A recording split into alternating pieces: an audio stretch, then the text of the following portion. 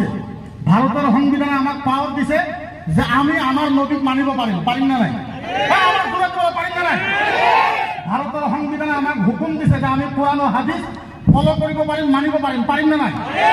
গতিকে এই গণতান্ত্ৰিক দেশৰ ভিতৰত ডেমক্ৰেসি দেশৰ ভিতৰত কোনোবা মানুহে যদি আমাৰ নবীৰ উপৰত আক্ৰমণ কৰিব খোজে কোনোবা ব্যক্তি যদি আমাৰ ইসলামেৰ উপৰত আৰ কোৰআনেৰ উপৰত যদি আক্ৰমণ কৰিব খোজে আল্লাহ কসম খাই কৈছো তেওঁলোকক গণতান্ত্রিক হিসাবে উত্তর দেওয়া হবে ইনশাআল্লাহ গণতান্ত্রিক হিসাবে গতিকে আমি উত্তর দিম গণতান্ত্রিক হিসাবে